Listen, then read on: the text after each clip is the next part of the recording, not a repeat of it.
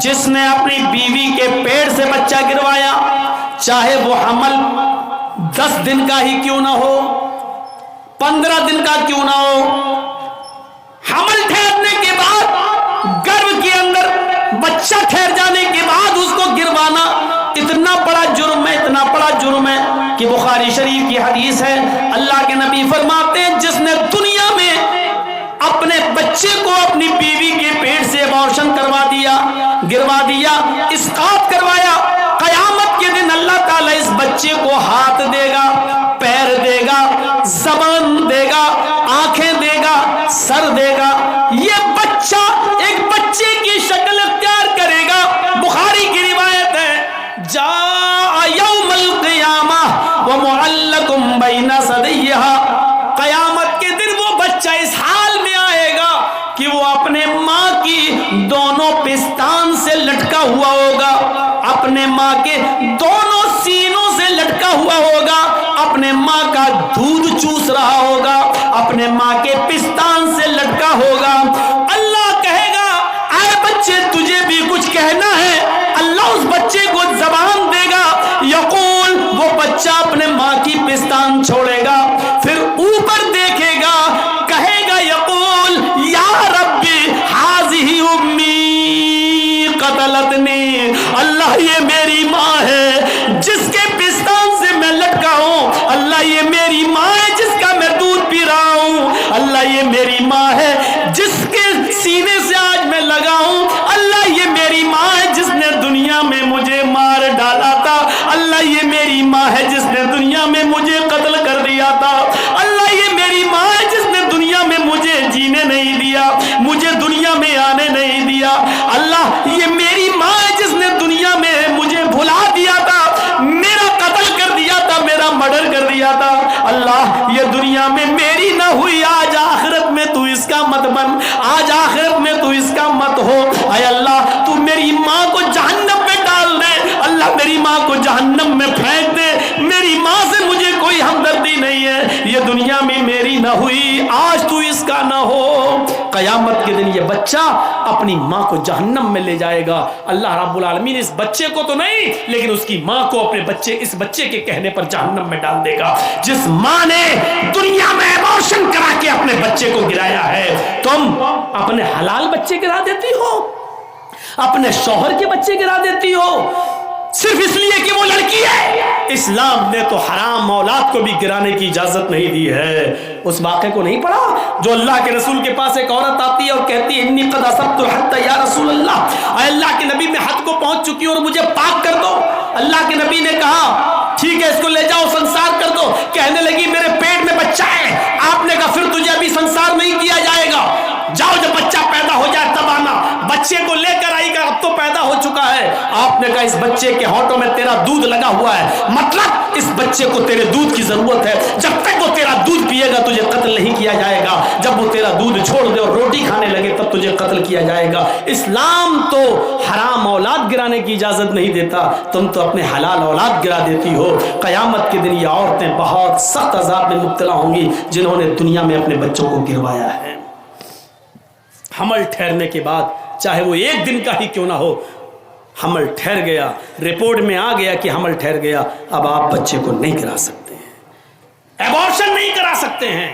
وہ الگ بات ہے کہ کوئی مصیبت ہو جائے اور ماں یا بچے میں سے کسی ایک کو بچانا پڑے تو ایسی صورت میں تو پھر ماں کی جان بچائی جائے گی، وہ مجبوری کی ایک الگ کنڈیشن ہے، لیکن بغیر کسی مجبوری کے صرف اس لیے کہ 3-4 بیٹیاں پہلے سے یہ چوتھی بھی میری بیٹی، ہم جہیز کہاں سے لائیں گے، نہیں گرا دو اب نہیں چاہیے مجھے، صرف اس لیے گرا دیتی ہو تو عذاب کی مستحق ہوگی، عذاب کی مستحق۔ تو میرے بھائیوں ہمیں بچنا چاہیے۔ یہ اندھیرا تھا عرب کے اندر کہ لڑکیوں کو زندہ دفن کر دیا جاتا تھا۔ شادی جانتے ہو کیسے ہوتی تھی؟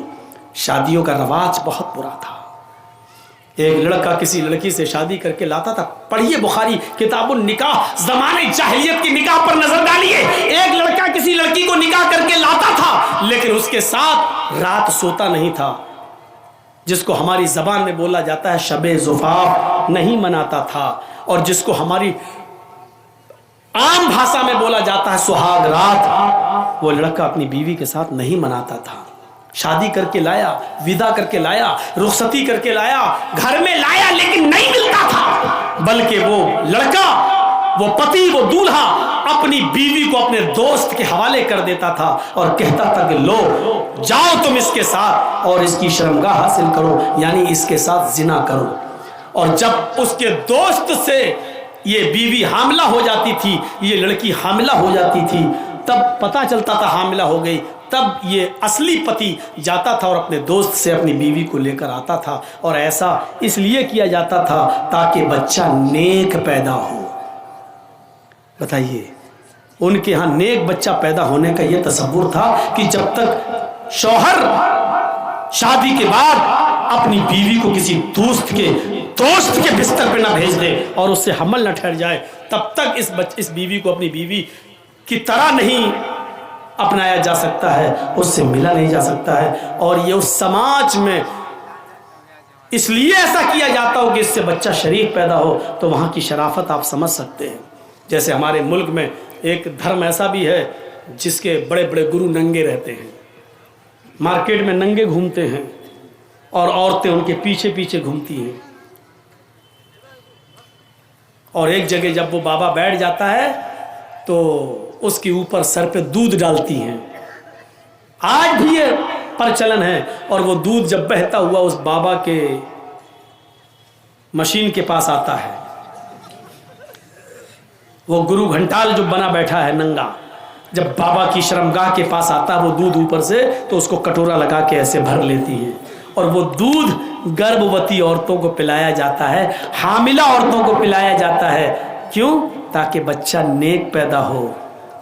اندازہ لگاؤ, مشین کے پاس سے آیا ہوا دودھ اور کٹورے میں بھرا گیا ہو وہ دودھ جب گربھوتی عورت پیے گی تو بچہ کتنا شریف پیدا ہوگا, اس سے آپ اندازہ لگا سکتے ہیں. اس کی شرافت کا حال کیا ہے یہیں سے آپ اندازہ لگا سکتے ہیں. تو وہ ایسا ہوتا تھا. نکاح کا دوسرا طریقہ عرب کے اندر یہ تھا, نکاح کا دوسرا طریقہ عرب کے اندر یہ تھا کہ ایک ہی عورت کے پاس 3 سے اوپر اور 10 تک لوگ, 10 سے زیادہ نہیں 10 تک لوگ آتے تھے. 3 بھی ہو سکتے ہیں, 4 بھی, 5 بھی, 6 بھی, 7 بھی, 8 بھی, 9 بھی, 10 بھی, 10 سے زیادہ نہیں. اس عورت کے پاس پورے سال جاتے ہیں. جب بچہ پیدا ہوتا تو وہ ان 10 کو, جتنے لوگ اس کے پاس آئے, وہ سبوں کو بلاتی اور کہتی کہ تمہارا معاملہ تو معلوم ہے, تم بھی ہمارے پاس آئے, تم بھی ہمارے پاس آئے, تم نے بھی ہم سے ملاقات کی, تم نے بھی ہم بستری کی, تم نے بھی ہمارے جسم سے کھلواڑ کیا, سب تمہیں تو معلوم ہے نا. سب کہتے ہاں. مجال نہیں تھی کہ نہ آئے کوئی, آنا پڑتا تھا. یہ سماج کا نیم تھا, آنا پڑتا. جتنے لوگوں نے اس عورت کے ساتھ جمع کیا, ہم بستری کی, زنا کیا, سب آتے. وہ عورت کہتی اب یہ بچہ پیدا ہوا ہے, سب خاموش بیٹھے رہتے. اس عورت کو اختیار ہوتا, وہ بچہ اٹھاتی اور ان لوگوں میں سے جتنے لوگوں نے اس کے ساتھ زنا کیا, اپنا بچہ جس کی گود میں ڈال دیتی. یہ اس کی بیوی مان لی جاتی, وہ اس کا پتی مان لیا جاتا, اور اس کا بچہ وہی مان لیا جاتا جس کی گود میں ڈال دیا یہ اسی کا بچہ ہے. یہ شادی کا دوسرا طریقہ تھا عرب کے اندر. بس تیسرا طریقہ اور سن لو.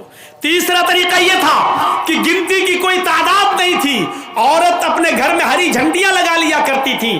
ہری جھنڈی کا مطلب پورے سال جو ان کے پاس آنا چاہے. یہ اس علاقے میں طوائف میں شمار نہیں ہوتی تھی, لیکن کام طوائف والا تھا. پورے سال آنے والے کسی آدمی کو منع نہیں کرتی تھی. 9 مہینے 10 مہینے کے بعد جب اس عورت کی کوکھ سے بچہ پیدا ہوتا تو جتنے لوگ اس سے ملے سب کو بلاتی, اور مجال نہیں کہ کوئی نہ آئے, سب کو آنا پڑتا. سب کو لائن سے بٹھا دیتی. خانہ کعبہ جو پہلے ان کے ہاتھ میں تھا, وہاں قیافہ شناس کو بلایا جاتا. وہ آتا اور اس سے کہا جاتا کہ اس بچے کی شکل دیکھو, ان لوگوں میں سے کس سے سب سے زیادہ مل رہی ہے. وہ دیکھتا, چیک کرتا, اور اتنے لوگوں میں جس آدمی سے اس بچے کی شکل سب سے زیادہ مل رہی ہوتی, قریب ہوتی, یہ اس کی گود میں بچہ ڈال دیتا اور اس عورت کو اس کے ساتھ بھیج دیتا. یہ شادی کا تیسرا طریقہ تھا.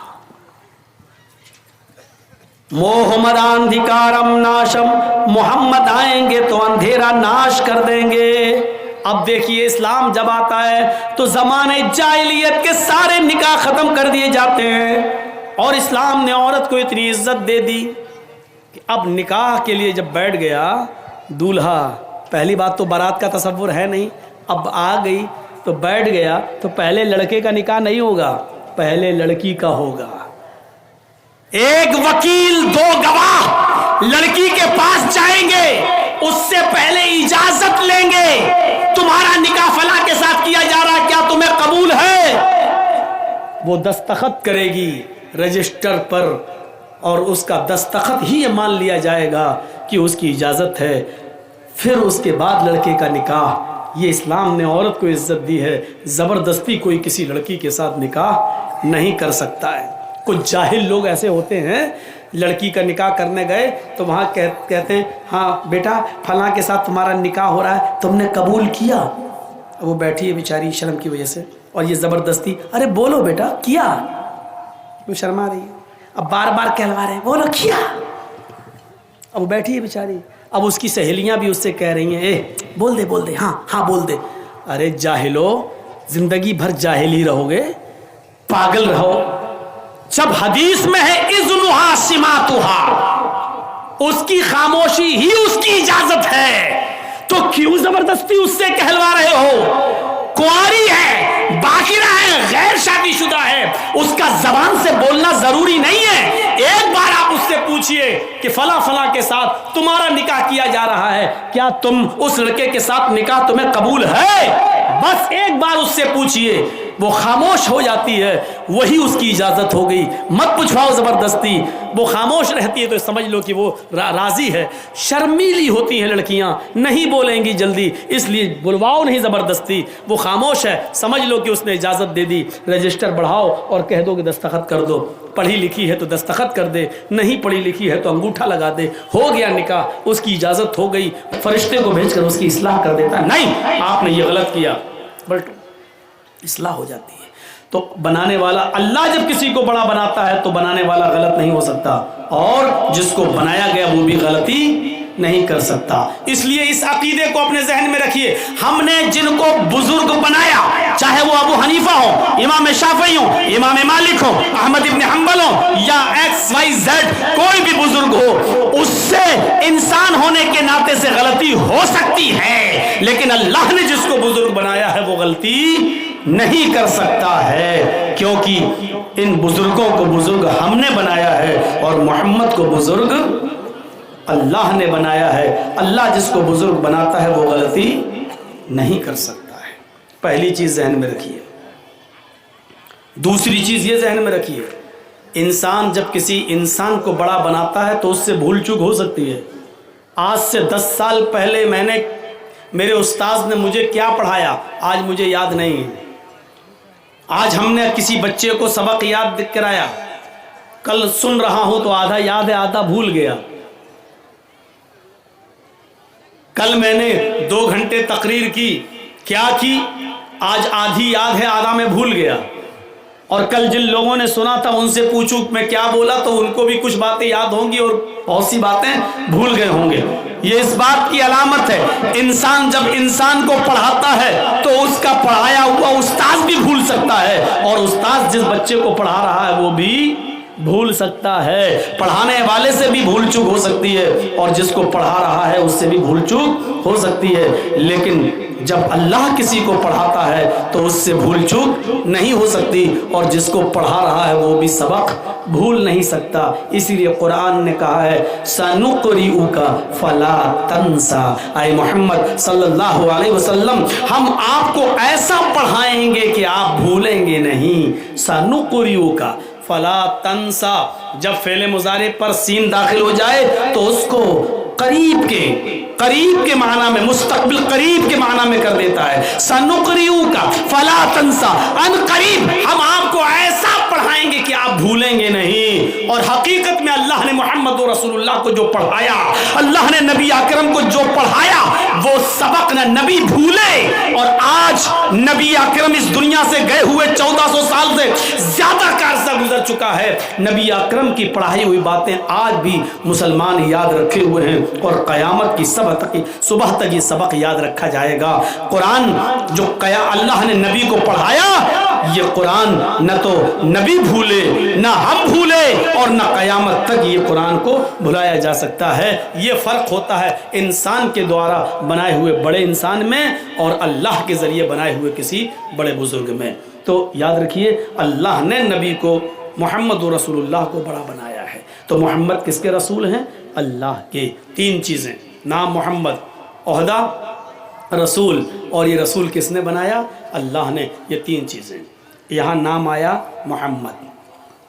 قرآن کریم کی ایک دوسری آیت پڑھیے، وہاں اللہ کے نبی کا ایک اور نام آیا، وَإِذْ قَالَ عِيسَى ابْنُ مَرْيَمَ يَا بَنِي إِسْرَائِيلَ إِنِّي رَسُولُ اللَّهِ إِلَيْكُمْ۔ اے عیسیٰ علیہ السلام نے کہا اپنی قوم سے، آئے، اور جب عیسیٰ نے کہا وَإِذْ قَالَ عِيسَى ابْنُ مَرْيَمَ، مریم کے بیٹے عیسیٰ نے، یا بنی اسرائیل، آئے اسرائیل کے بیٹو، آئے قوم بنی اسرائیل، انی رسول اللہ علیکم، میں تم سب کی طرف اللہ کا رسول بنا کر بھیجا گیا ہوں، میں تم سب کی طرف اللہ کا پیغمبر بنا کر بھیجا گیا ہوں، مصدقا لما بین یدی من التوراۃ، مجھ سے پہلے جو کتاب نازل کی گئی تھی، اللہ نے اتاری تھی تورات، اولڈ ٹیسٹامنٹ میں اس کی تصدیق کرتا ہوں، میں اس کو سچا مانتا ہوں، جو موسیٰ کو کتاب دی گئی تھی میں اس کی پشٹی کرتا ہوں، وَمُبَشِّرًا بِرَسُولٍ يَأْتِي مِن بَعْدِ اسْمُهُ احمد، اور میں تمہیں شبھ سماچار دیتا ہوں، گڈ نیوز دیتا ہوں، اچھی خبر دیتا ہوں، ایک ایسے رسول کی جو میرے بعد آئے گا، اس کا نام احمد ہوگا، اسمہ احمد، اس کا نام احمد ہوگا۔ اس آیت کے اندر ویسے تو بہت سی چیزیں بتائی گئی ہیں، ہر ایک چیز پر ہم نہیں چاہیں گے۔ پہلی چیز یہ بتائی گئی، عیسیٰ علیہ السلام نے اپنے سے پہلے آنے والی کتاب تورات کا اقرار کیا ہے کہ وہ بھی آسمانی کتاب تھی، اور ایک ایسے رسول کی بشارت دی جو ان کے بعد آئے گا، یعنی عیسیٰ کے بعد آئے گا، جیسس کے بعد آئے گا، اور اس کو کیا بتایا؟ اسمہ احمد، اس کا نام کیا ہوگا؟ احمد ہوگا۔ قرآن میں یہ نام آیا ہے احمد۔ محمد اور احمد یہ 2 نام اسپشٹ ہیں، ظاہر ہیں۔ ایک حدیث میں نے پڑھی تھی، اللہ کے رسول صلی اللہ علیہ وسلم نے فرمایا، اس حدیث کے اندر جو مسلم کتاب الفضائل کے اندر موجود ہے، حضرت جبیر ابن مطعم اس حدیث کے راوی ہیں، فرماتے ہیں کہ اللہ کے نبی صلی اللہ علیہ وسلم کو میں نے یہ کہتے ہوئے سنا، اللہ کے نبی نے فرمایا، ان لی اسماء، میرے چند نام ہیں۔ اس حدیث کے اندر اللہ کے رسول کے کچھ نام آئے ہیں، چند نام، ان لی اسماء، میرے کئی ایک نام ہیں، ان لی اسماء، پہلا نام انا محمد، میرا ایک نام محمد ہے، وانا احمد، اور میرا ایک دوسرا نام احمد ہے، وانا الماحی، اور میرا ایک نام ماہی ہے۔ ماہی کا مطلب مٹانے والا، نشٹ کرنے والا۔ تو اللہ کیا مٹائے گا؟ یمحو اللہ بی الکفر، اللہ میرے ذریعے، میرے دوارا ناستکتا کو، کفر کو مٹائے گا، گناہ کو مٹائے گا۔ وَأَنَا الْحَاشِرُ، میرا ایک چوتھا نام حاشر ہے، جمع کرنے والا، اکٹھا کرنے والا۔ یحشر الناس علی قدمی یوم القیامہ، قیامت کے دن تمام لوگ میرے قدموں کے تلے، میرے پیروں کے پاس، میرے ارد گرد جمع کیے جائیں گے، اکٹھے کیے جائیں گے۔ وَأَنَا الْعَاقِبُ، اور میرا 5واں نام عاقب ہے۔ عاقب کا معنی کیا ہوتا ہے؟ بعد میں آنے والا، عاقب سب سے لاسٹ میں آنے والا۔ والعاقب الذی لیس بعدہ نبی، میں سب سے بعد میں آیا ہوں اور میرے بعد اب کوئی نبی نہیں آئے گا۔ یہ اللہ کے رسول نے چند نام بتائے ہیں، اس میں پہلا نام محمد۔ اب دیکھیے محمد کی میننگ کیا ہوتی ہے، بہت آسان ہے، ایک ایک چیز کی باریکی پہ چلیے۔ اب نام آیا تو 5 نام بتا دیے، اب محمد، محمد کا معنی کیا ہوتا ہے؟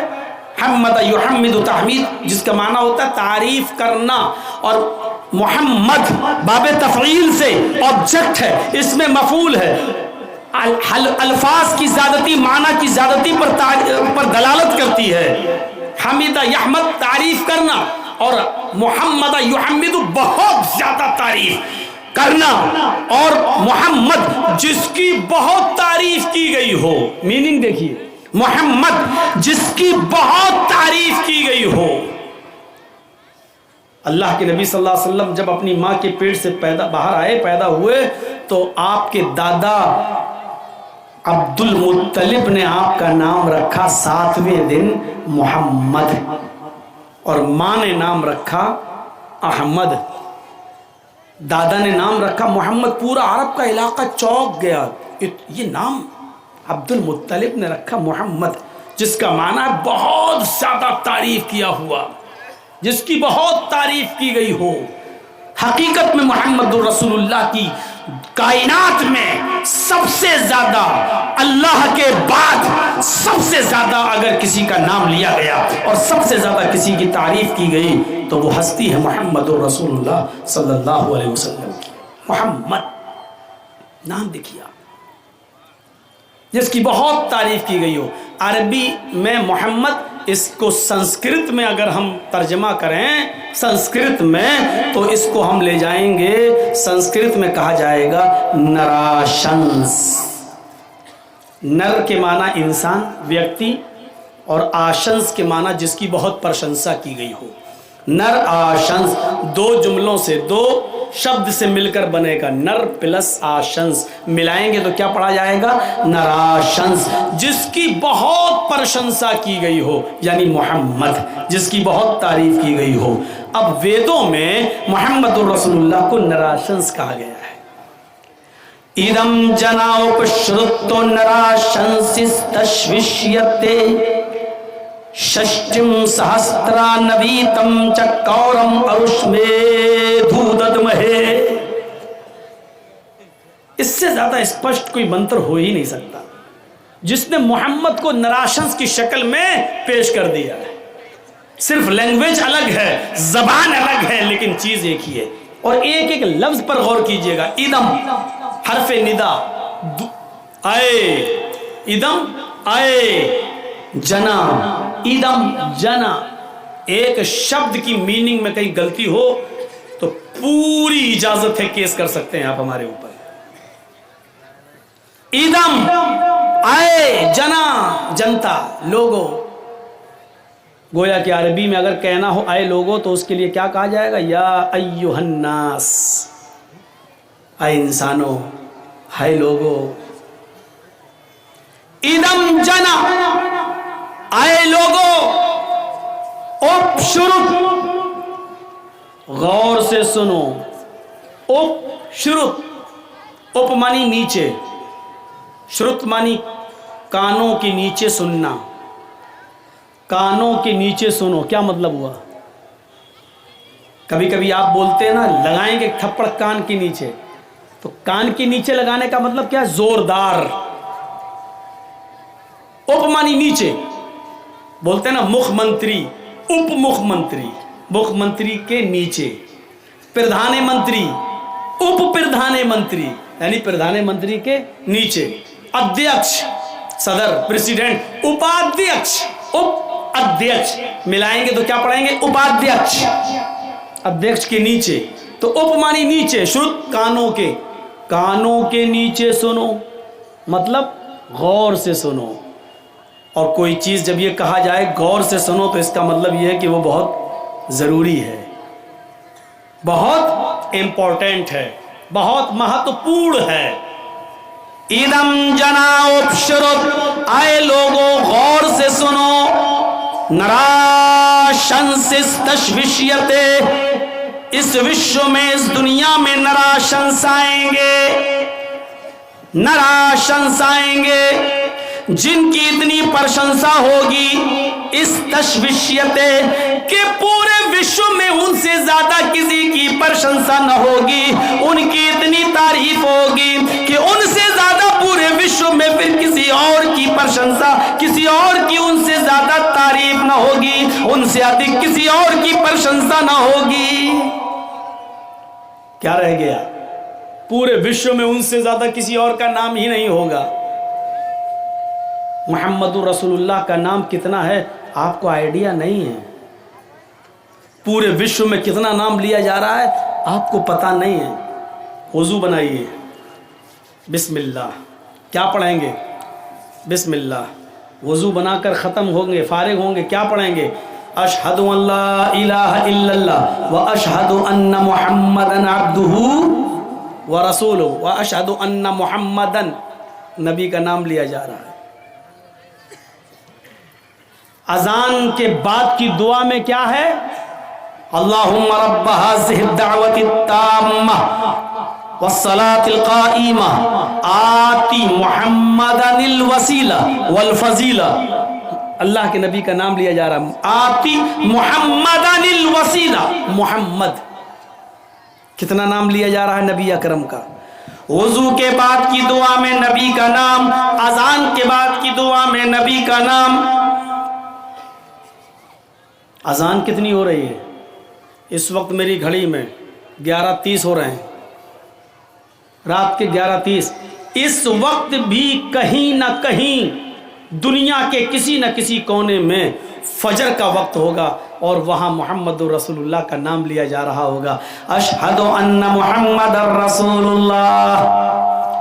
अगर दुनिया के किसी कोने में फजर हो रही होगी तो इसी दुनिया में कहीं ना कहीं ज़ोहर का वक्त भी होगा, कहीं ना कहीं असर का वक्त भी होगा, कहीं ना कहीं मगरिब का वक्त भी होगा और कहीं ना कहीं ईशा का वक्त भी होगा। फिर 1 मिनट के बाद उसके मुत्तसिल शहर में टाइम होगा, फिर 1 मिनट के बाद कहीं और होगा, फिर 1 सेकंड और 2 सेकंड के बाद किसी और जगह होगा। इस रूटीन के हिसाब से देखा जाए तो पूरी दुनिया में 1 सेकंड भी ऐसा नहीं जाता कि जिस सेकंड में जनाब मुहम्मद रसूलुल्लाह का नाम न लिया जा रहा हो। अशहदु अन्ना मुहम्मदुर रसूलुल्लाह, नबी का नाम। हिंदू भाई राम को भगवान का दर्जा देते हैं, कृष्ण जी को भगवान का दर्जा देते हैं, लेकिन देखो उनका नाम कितना लिया जा रहा है। इंडिया और श्रीलंका के अलावा और नेपाल के अलावा मुझे बता दो कि दुनिया के किस खित्ते में उनका नाम लिया जाता है। हिंदुस्तान और श्रीलंका, नेपाल भी जोड़ लो, इसके अलावा बताइए कहां नाम लिया जा रहा है। और वो भी कब? जब कोई मोटरसाइकिल से गया, चलते चलते गिर गया, चोट लगी, तब कहता हाय राम, बस तब राम को याद किया जा रहा है। या उसका बच्चा फर्स्ट डिवीजन से हरे राम, तब नाम लिया जा रहा है। यहां वुजू के बाद नाम, अजान के बाद नाम, अजानों में नाम, हर वक्त नाम। अल्लाहु अकबर कहकर अगर हमने नमाज शुरू कर दी, कोई सेकंड और कोई मिनट ऐसा नहीं जाता कि दुनिया के किसी न किसी हिस्से में नमाज ना हो रही हो। अगर आप अल्लाह का नाम लेते हैं तो आपको नमाज खत्म करने से पहले अत्तहियात में मुहम्मद रसूलुल्लाह का नाम लेना पड़ेगा। अशहदु अन्ना मुहम्मदन अब्दुहु व रसूलुहु। नमाज में सलाम फिरने से पहले आपको दरूद पढ़ना पड़ेगा और दरूद में मुहम्मद रसूलुल्लाह का नाम लेना पड़ेगा। अल्लाहुम्मा सल्लि अला मुहम्मद, अल्लाहुम्मा बारिक अला मुहम्मद। गौर कीजिए कि जनाब मुहम्मद रसूलुल्लाह सल्लल्लाहु अलैहि वसल्लम का कितना नाम लिया जा रहा है। तखय्युल की शाहराह पर थोड़ी देर के लिए सवार होकर देखिए तो आपको जनाब मुहम्मद रसूलुल्लाह का नाम 1-1 मिनट में, 1-1 सेकंड में लेता हुआ नजर आएगा। दुनिया के हर चप्पे में मोहम्मद रसूलुल्लाह का नाम लिया जा रहा है। जो नाम है मोहम्मद, जिसका माना हुआ बहुत तारीफ किया हुआ, जिसकी बहुत तारीफ की गई हो, और वेदों ने जिसको निराशंस बताया है कि जिसकी इतनी प्रशंसा होगी कि पूरे विश्व में उनसे ज्यादा किसी की नहीं होगी। वास्तविकता यही है, हकीकत यही है कि उनसे ज्यादा किसी की तारीफ नहीं हो रही है। मखलूक में, सृष्टि में, इंसानियत में सबसे ज्यादा अगर किसी का नाम लिया जा रहा है तो मोहम्मद रसूलुल्लाह का।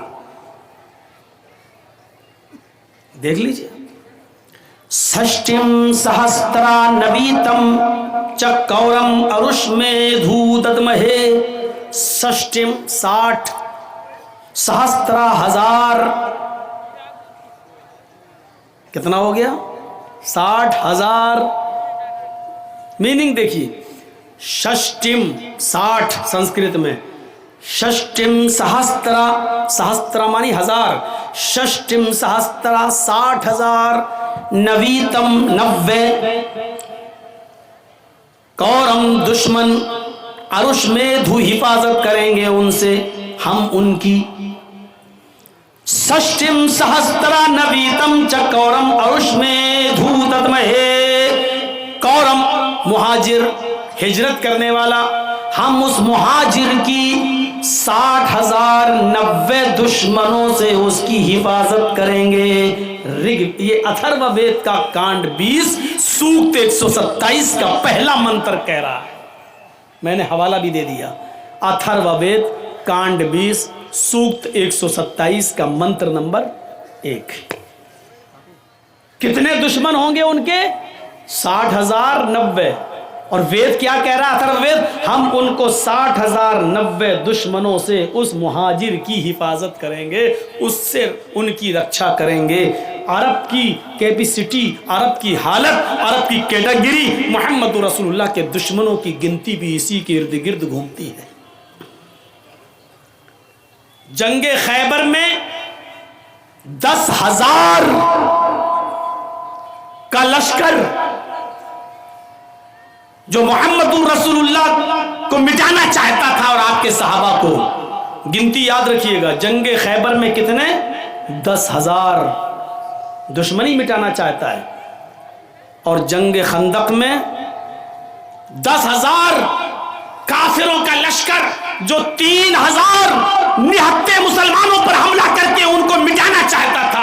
लेकिन खंदक की जंग भी आपने फतह की और जंगे खैबर भी आपने फतह की। जंगे खंदक में 10,000 दुश्मन और जंगे खैबर में 10,000। 10 और 10 कितने हो गए? 20।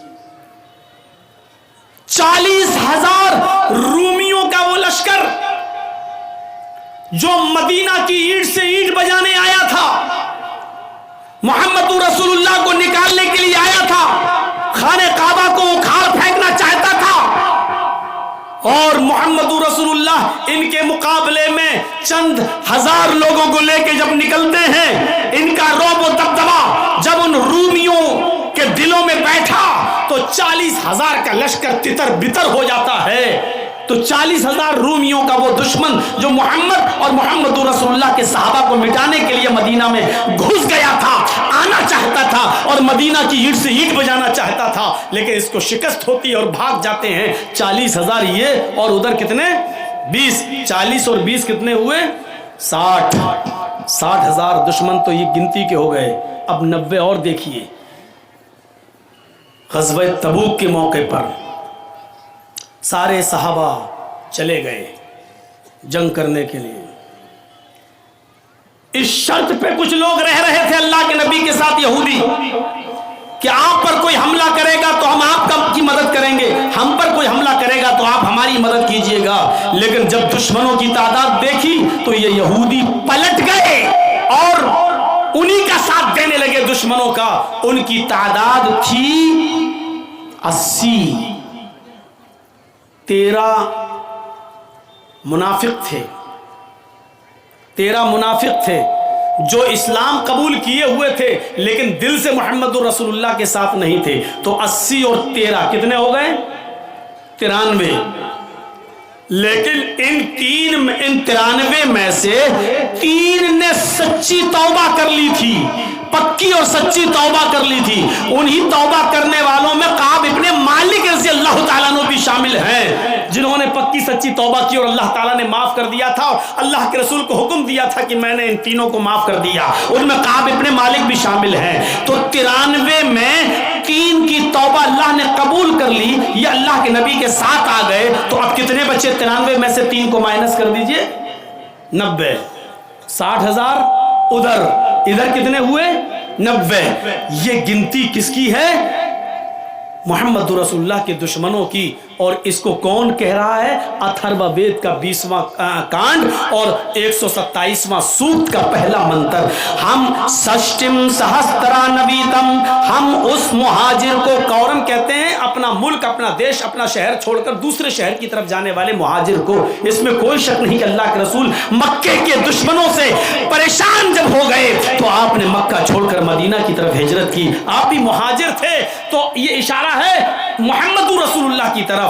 یعنی ہم اس مہاجر کو، اور جس کی بہت پرشنسا کی جائے گی، یعنی محمد کو، نراشنس کو، 60,090 دشمنوں سے ہم اس کی حفاظت کریں گے. یعنی 60,090 دشمن مل کر بھی اس کا ایک رونگٹا بھی نہیں اکھاڑ پائیں گے، اس کا ایک بال بھی ختم نہیں کر پائیں گے، اس کے جسم کے ایک بال کو بھی نقصان نہیں پہنچا پائیں گے. ہم اس نراشنس کو، ہم اس محمد کو 60,090 دشمنوں سے اس کی حفاظت کریں گے. یہ منتر کس کے بارے میں اتر رہا ہے؟ محمد رسول اللہ. ورنہ ہندو بھائی بتائیں، آج بھی تو ہندوؤں میں بہت بڑے بڑے پنڈت موجود ہیں، وہ بتائیں کہ 60,090 دشمن کس کے ہیں، ذرا بتائیں. اپنے ہی دھرم کے کسی کوئی بتائے کہ 60,090 دشمن کس کے ہیں. اور اس کے آگے والے منتر نے تو اور اسپشٹ کر دیا. اوسٹرایس پرواہڑو بدھومنتو دیودشا. یہ اسی کے بعد دوسرا منتر ہے. وہ اونٹ کی سواری کرے گا، اس کی پیاری سواری اونٹنی ہوگی. یعنی وہ اس دیش کے اندر پیدا ہوگا جہاں اونٹوں کا چلن ہوگا. لیجئے، اونٹوں کا چلن ریگستان میں ہے، اونٹوں کا چلن عرب کے اندر تھا. اس کی پیاری سواری اونٹنی ہوگی جس کا مان سمان آکاش کی بلندی کو چھوئے گا. بدھو منتو دیو دشا. دیو مانی دو، دشا مانی 10. سنسکرت میں دیو دشا، دیو 2، دشا 10. 2 اور 10 کتنے ہوئے؟ 12. اس کی 2 اور 10 بدھو منتو پتنیاں ہوں گی. اس میں کتنی چیزیں بتائی گئی؟ وہ کہاں پیدا ہوگا؟ جہاں اونٹوں کا چلن ہوگا. اور اس کی پیاری سواری کیا ہوگی؟ فارچونر نہیں ہوگی، اسکارپیو نہیں ہوگی، انووا نہیں ہوگی. اس کی پیاری سواری کیا ہوگی؟ اونٹنی. یعنی وہ اونٹ کا سفر کرے گا، اونٹ پر بیٹھے گا. اللہ کے رسول صلی اللہ علیہ وسلم تو باقاعدہ اونٹوں پر بیٹھا کرتے تھے، بلکہ آپ نے زندگی کا آخری خطبہ جو حجۃ الوداع کے میدان میں دیا تھا، عرفات کے میدان میں، وہ بھی ایک اونٹنی کے اوپر بیٹھ کر دیا تھا. اور اس اونٹنی کا نام تھا قصوہ اونٹنی تھا. قصوہ، اس قصوہ نامی اونٹنی کے اوپر اللہ کے نبی نے بیٹھ کر حجۃ الوداع کا خطبہ دیا تھا. آپ نے کہا اونٹنی پر کجاوا کس دو. اونٹنی کو لایا گیا، اس اونٹنی کے اوپر آپ بیٹھ گئے اور اس پر بیٹھ کر آپ نے لوگوں کو خطبہ دیا. تو آپ تو اونٹنی کا سفر کیا کرتے تھے، اونٹنی پر بیٹھا کرتے تھے. یہ اگرچہ گھوڑے پر بھی بیٹھے ہیں، کھچر پر بھی بیٹھے ہیں، اور آپ نے گدھے کی سواری بھی کی ہے. کانا رسول اللہ صلی اللہ علیہ وسلم یعود المریض ویشہد الجنازہ ویرکب الحمار ویجیب دعوت العبد. یہ خوبیاں تھی محمد رسول اللہ کے اندر کہ آپ مریض کی عیادت کرتے تھے. مریض چاہے مسلمان ہو یا غیر مسلم، آپ سب کو دیکھنے جایا کرتے تھے. وَيَشْهَدُ الْجَنَازَةَ. آپ جنازے میں شرکت کرتے تھے، مرنے والا کوئی بھی ہو آپ اس کے جنازے میں بھی جایا کرتے تھے. وَيَرْكَبُ الْحِمَارَ. آپ گدھے پر بھی سواری کر لیا کرتے تھے، اور گدھے پر بیٹھنے میں بھی شرم محسوس نہیں کرتے تھے. آپ گدھے کی سواری بھی کر لیا کرتے تھے. اور وَيُجِيبُ دَعْوَةَ الْعَبْدِ. اور معمولی غلام کی دعوت بھی قبول کر لیتے تھے. اس کے گھر جا کر اس کی چٹائی پر بیٹھ کر اس کے ساتھ کھانا کھانے میں بھی آپ کو شرم محسوس نہیں ہوتی تھی. میرے بھائیوں، یہ خوبیاں تھی جناب محمد رسول اللہ صلی اللہ علیہ وسلم کے اندر. بخاری شریف کے اندر یہ آیا ہے کہ اللہ کے رسول کے اندر یہ خوبیاں موجود تھیں. تو آپ اندازہ لگا سکتے ہیں اونٹنی کی سواری محبوب سواری تھی نبی کی. اور اونٹ کہاں پائے جاتے ہیں؟ ریگستان میں. یعنی مطلب وہ کہاں پیدا ہوں گے؟ عرب کے اندر. اور تیسری چیز، ان کی پتنیاں کتنی ہوں گی؟ 2 اور 10. کتنی ہو گئی؟ 12. 12 بیوی والا ڈھونڈ ڈھونڈ کے مر جائیں سب لوگ، کوئی نہیں ملے گا. 12 بیوی والا صرف ایک ہی ملے گا، محمد الرسول اللہ. ہمارے تھاپا جی بیٹھے ہیں، پوچھئے جیسس کی، عیسیٰ علیہ السلام کی کوئی پتنی تھی؟ نہیں تھی. بائبل کے آدھار پر ان کو سولی دے دی گئی. تختے پہ لے جا کر لٹکا کر ان کو ختم کر دیا گیا، لیکن ہمارے قرآن کے مطابق ان کو سولی نہیں دی گئی۔ جب ان کے دشمنوں نے ان کو سولی پر لٹکانا چاہا تو اللہ تعالیٰ نے ان کی شکل کے کسی دوسرے شخص کو وہاں پر پیش کر دیا اور عیسیٰ علیہ السلام کو زندہ آسمان پر اٹھا لیا۔ وہ قرب قیامت آئیں گے، دوبارہ آئیں گے، کانے دجال کو ختم کریں گے، صلیب کو توڑیں گے۔ یہ قرب قیامت ان کی نشانی بتائی گئی ہے۔ اور ہمارا مذہب جس طرح محمد رسول اللہ کی عزت و احترام کرنے کا حکم دیتا ہے، اسی طرح عیسیٰ علیہ السلام جیسس کی عزت اور احترام کا بھی حکم دیتا ہے، کیونکہ وہ بھی ہمارے نبی تھے، محمد رسول اللہ بھی ہمارے نبی تھے۔ اسلام سارے نبیوں کو کے اوپر ایمان لانے کو ضروری قرار دیتا ہے۔ اگر ہم محمد کو مانتے ہیں، عیسیٰ کو نہیں مانتے ہیں، تو ہم مسلمان نہیں ہو سکتے ہیں۔ میرے پیارے ساتھیوں، ہمارے مذہب کے اندر مسلمان ہونے کے لیے ضروری ہے، اگر آپ محمد کو نبی مانتے ہیں تو عیسیٰ کو بھی آپ کو نبی ماننا پڑے گا، موسیٰ کو بھی پیغمبر ماننا پڑے گا، اور جتنے نبی اللہ تعالیٰ نے بھیجے ان تمام نبیوں پر ایمان لانا پڑے گا۔ میرے پیارے بھائیوں، یہی اسلام کی اساس ہے۔ وہ تفریق بین المذاہب نہیں چاہتا ہے، وہ دنیا کے تمام مذہبوں کے درمیان نفرت نہیں چاہتا ہے۔ وہ یہ چاہتا ہے کہ اچھی چیز تمہیں جہاں سے ملے لے لو۔ اگر اچھی چیز ہندو دھرم سے مل رہی ہے تو لے لو، عیسائی مذہب سے مل رہی ہے تو لے لو، عیسائیت سے مل رہی ہے تو لے لو، جین دھرم سے مل رہی ہے تو لے لو۔ اچھی چیز جہاں سے ملے وہاں سے لے لو۔ اچھی چیز تمہاری کھوئی ہوئی امانت ہے، اور اچھی چیز کسی کی باپ کی جاگیر نہیں ہوتی ہے، اچھی چیز سب کے لیے ہوتی ہے۔ اچھی چیز تمہیں جہاں سے ملے اس کو لے لو۔ ہر مذہب کے اندر کچھ اچھائیاں ہوتی ہیں، آپ کو لے لیجئے، قرآن اس سے منع نہیں کرتا ہے، اسلام اس سے نہیں روکتا ہے۔ وہ عیسیٰ علیہ السلام شادی نہیں کیے، اور آ جائیے سلیمان علیہ السلام، ان کی 99 بیویوں کا ذکر حدیث میں ملتا ہے۔ کتنی بیویاں تھیں؟ 99۔ داؤد علیہ السلام کے پاس کتنی بیویاں تھیں؟ 1000۔ 99 والے ہیں، 1000 بیویوں والے ہیں۔ ابراہیم علیہ السلام کی 2 بیویوں کا ذکر ملتا ہے، سارہ اور ہاجرہ۔ بعض روایتوں میں 3 کا بھی ملتا ہے کہ ان کی 3 بیویاں تھیں۔ چلیے 2 مانو یا 3 مانو، 2 اور 3 بیوی والا ذکر ملتا ہے۔ رام چندر جی کے پاس 1 پتنی تھی سیتا، لیکن رام کے پتا راجہ دشرت کے پاس 3 پتنیاں تھیں۔ رام کے پتا راجہ دشرت کے پاس 3 پتنیاں تھیں، 3۔ اور آپ منوسمرتی پڑھیں گے تو اس میں لکھا ہے کہ راجہ بہت سی پتنیاں رکھتا تھا، اور لکھا ہے کہ راجہ اپنی پتنیوں کو لے کر جب جنگل میں سیر کے لیے نکلے، پتنی نہیں لکھا، پتنیوں، جمع کا صیغہ، راجہ جب اپنی پتنیوں کو لے کر نکلے، پتنیوں یعنی ایک راجہ کئی پتنی رکھتا تھا۔ اور ہمارے نوابوں کا دور اٹھا کر دیکھ لو، لکھنؤ کے نواب اور فلاں نواب، تو ایک نواب کے پاس 300 بیویاں بھی موجود تھیں۔ آج بھی لکھنؤ میں چلے جائیے آپ، بھول بھلیا چلے جائیے آپ، وہاں پر آپ کو بتائے گا گارڈ کہ یہاں اس کی 300 بیوی رہتی تھی، فلاں نواب کی 300 بیوی۔ تو 300 والے بہت ملیں گے۔ سب سے زیادہ اگر کہیں ملتا ہے ذکر، سب سے زیادہ اگر کسی نے بازی ماری ہے تو وہ تھے کرشن کنہیا جی،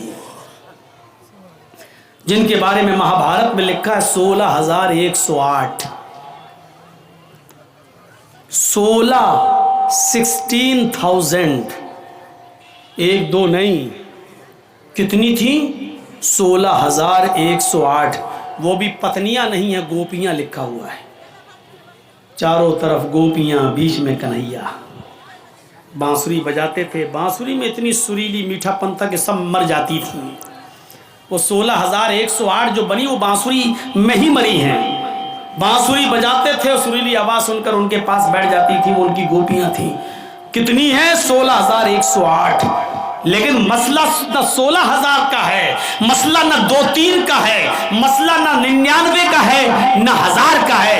مسئلہ یہ ہے کہ 12 بیوی والا آخری نبی ہوگا، انتم رشی وہ ہوگا جس کی 12 بیویاں ہوں گی۔ تو 12 بیوی یعنی 11 تو بیویاں اور 1 لونڈی، 1 باندی مقوقس کے بادشاہ نے، ملک شام کے بادشاہ نے جو 2 لڑکیاں تحفے میں بھیجی تھیں، اللہ کے نبی صلی اللہ علیہ وسلم کو گفٹ کے طور پر دی تھی. ایک کا نام تھا سیرین اور ایک کا نام تھا ماریا. تو اللہ کے رسول نے ایک کو ایکسیپٹ کر لیا تھا, ماریا کو, اور سیرین جو تھی وہ حضرت حسان ابن ثابت کو دے دیا. ان کو آپ رکھو, اور ماریا کو آپ نے اپنے پاس رکھ لیا. ماریا سے ایک بچہ بھی پیدا ہوا اللہ کے نبی کا, جس کا نام تھا ابراہیم. ایک بیٹا بھی پیدا ہوا. تو 11 بیوی ایک لونڈی, 12 پتنیوں والا.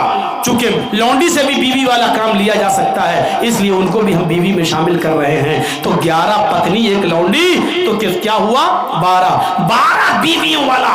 اگر کوئی ملتا ہے اور کوئی دکھائی دیتا ہے ہندو دھرم کی کتاب کے مطابق, تو وہ صرف ایک ہی ہے, اور وہ کون ہے؟ محمد الرسول اللہ صلی اللہ علیہ وسلم. اور آگے والا منتر تو بالکل کلیئر ہے. اور دیکھیے, ایش ایشائے مام ہے, ایش ایشائے مام ہے, شتن نشکان دشستراجا تریڑی شتان ورتان سہسترا دشگونام. اتھروا وید کانڈ 20 سوکت 127 کا منتر نمبر 3. پہلا منتر تو وہ تھا نراشنس نام ہوگا, پورے وشو میں سب سے زیادہ تعریف ہوگی, 60,090 دشمنوں سے بچائیں گے. یہ پہلا منتر ہو گیا. دوسرا منتر کیا تھا؟ اس کی پیاری سواری اونٹنی ہوگی اور ان کی 12 بیوی ہوں گی. یہ دوسرا منتر ہو گیا. تیسرا منتر دیکھیے, ایش ایشائے مام ہے. یہاں پر بھی اے بھیا بیٹھ جاؤ, کہاں جا رہے ہو؟ شادی ہو گئی تمہاری؟ تب کیا کر رہے ہو جا کے؟ بیچ سے اٹھنے مت دیجیے آپ لوگ یار, یہاں سے نہ اٹھیں, پیچھے سے اٹھ جائیں کوئی دقت نہیں ہے, اور جس کو اٹھنا ہو یہاں سے ابھی چلا جاؤ. ہمیں بڑا ڈسٹرب ہوتا ہے, میں بھول جاتا ہوں کہ کیا پڑھ رہا تھا. میں سمجھتا ہوں کہ ٹوکنے کے لیے اٹھ رہا, کہیں ایسا نہ ہو کہ مائک پکڑ کے چھین. 1-2 بار ایسا ہو چکا ہے. اٹھا, ہم سمجھے پیشاب کرنے جا رہا, آیا سیدھا مائک, یہ کیا بول رہا ہے. کئی جگہ ایسا ہوا, تو جو بیچ سے کوئی اٹھتا تو میں ڈر جاتا ہوں کہ مائک تو چھیننے نہیں آ رہا ہے. اب کیا کروں, وہی چیز بیٹھی ہوئی ہے دماغ میں. اب دماغ میں جلدی کوئی نکلتا تھوڑی ہے. اب دیکھنے رہے ہو, وہ ایک کمینہ جو ہے بدل گیا. اب اس کے دماغ میں وہی بھوسا گھسا ہوا تھا, بار بار وہ. آج اس کا بیان کیا ہے معلوم ہے؟ مجھے مسلمانوں نے اسلام سے نکال دیا ہے, مرنے کے بعد ہمیں 2 گز زمین بھی نہیں ملے گی. جب ہمارے اوپر کفر کا فتویٰ لگا دیا تو ہم نے یہ دھرم قبول کر لیا.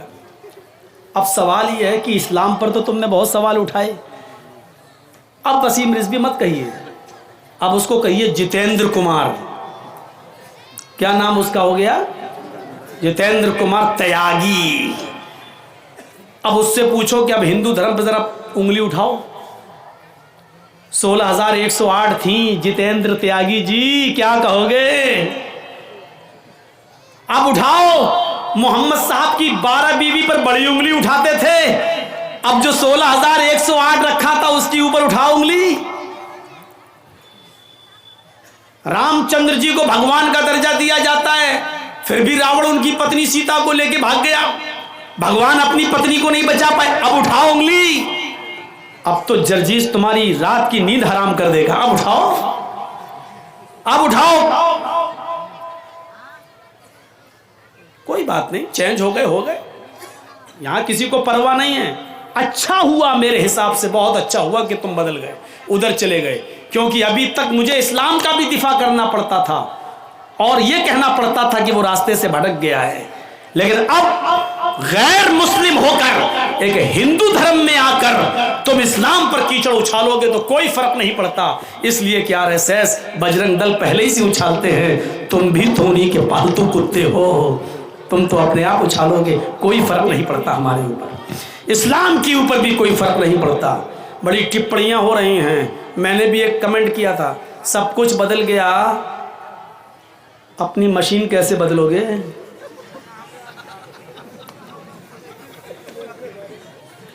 وہ بھی تو بدلو.